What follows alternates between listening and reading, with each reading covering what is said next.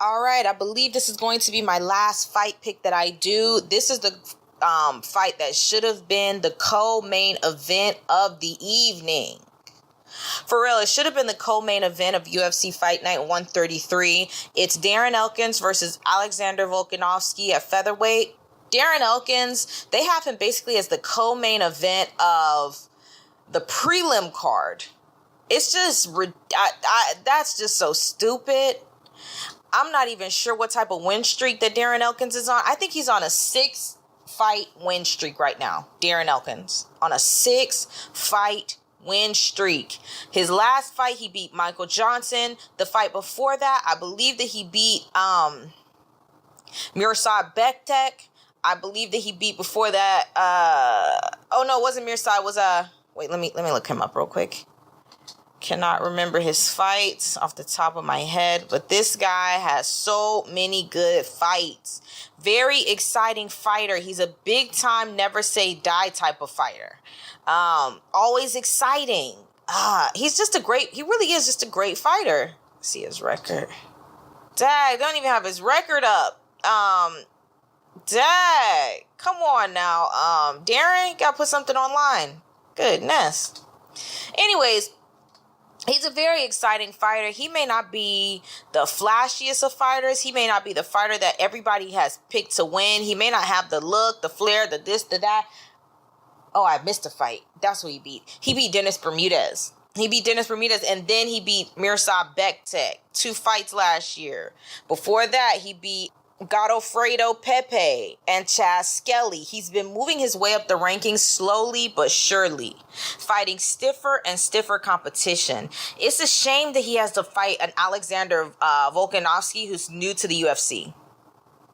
You know, he has like 5, I believe he has 5 fights in the UFC or something like that. It's just, and then if you're going to give him a fight like that, why not give him that fight as a co-main event? You know, give it to him as a co-main event where maybe at least you're trying to make Alexander like, for instance, maybe you're trying to push Alexander Volkanovski. I'm not sure what's going on with this fight. I don't know if they're trying to push Alexander, because if they were, they'd put him in a better spot. Maybe even the Coco. You know, this is just a horrible placement on this card. I'm not even going to be talking about the rest of the fights, I don't believe. Because JDS, that's an easy one. We know JDS is going to win. He just needs to win by first round knockout in order to just let it be known that he's back in the game. Anyways, my fight pick is Darren Elkins. Darren Elkins. I don't care about Alexander Volkanovski's record. He's 17-1. Great. He's got 4 fights in the UFC. Great. But the thing is, Darren Elkins is going to be his stiffest competition yet. And Darren Elkins may not look like like a world beater, but it's hard to get him out of the fight. It really is hard to get him out of a fight. He is 24-5. Darren Elkins is 24-5. His last loss was... When was his last loss? Okay, he lost to Chad Mendez. 2013, he lost to Jeremy Stevens, and he lost to gosh, I don't even remember this guy. He's got a couple losses there, but he's been on a win streak, a solid win streak since 2015. He has not dropped a fight. 3 years. So I'm basically, I'm on the Darren Elkins train right now. I'm on the Darren Elkins train because he needs to be in the running for a title right now. Like, after this fight, they need to be talking about him against, they need to put him against, the UFC hates when you turn down fights. So they might put him against Brian Ortega. Him against Brian Ortega, or him against Jeremy Stevens again. Jeremy Stevens already beat him. I'm backing Darren Elkins. Darren Elkins has a great ground game. His striking is getting a lot better. He's just developing as a fighter. And he's a full-time fighter now, too. He's a full-time fighter. He used to work one of these... I don't know what his job was now that I think about it, but it was something really blue-collar, really old industry type of job that he used to do. Let me see if I can find it. Yeah, he used to do like old industry type of job, because I know he was trying to get like his pension or something like that. He was trying to be... gosh, I know what it's called, and now it's absolutely losing. I can't remember it, but he was basically trying to be vested. I think it was vested. Yeah, he wanted to be vested, so he was still working part-time in whatever job it was. I can't remember, but it's some sort of blue collar job. So he's full-time now. He's a full-time fighter. I think that he is going to withstand the storm of Alexander Volkanovski, and I think he's going to KO this guy.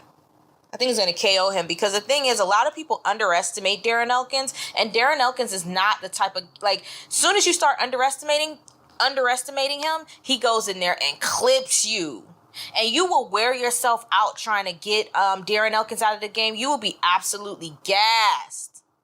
And Darren Elkins will still be there spry like a spring chicken. And he will knock you out. That's the same thing he did to Mirsad Bektic.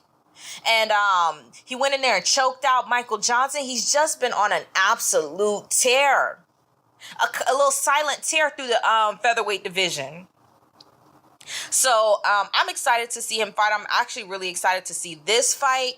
Not really excited for the whole fight card, but like I said, there's a few fights on here that are interesting. I did a pre-fight pick for most of them. The only other one is Randy Brown versus Nico Price. It's just such a hard fight to pick. And honestly, to be honest, I'm not familiar with both of those fighters. Both of them are quite new to the UFC. Nico Price has more experience in the UFC than Randy Brown, but it's like, I really don't know much about them.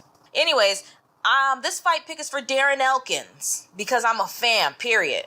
Because I'm a fan, period. Darren Elkins by knockout. Any round, first round, second round, third round. It'll probably be the third round where he weathers the storm for a little bit. But yeah, I'm going for Darren Elkins. Let me know your fight pick for this one. Let me know how you guys feel about him being so low on the card. Am I crazy? Am I crazy to think that he should have been the co-main event and not Sage Northcutt versus Zach Otto? No. Yeah, I don't know. Maybe I'm crazy. Anyways, let me know in the comments, guys. Thanks for listening.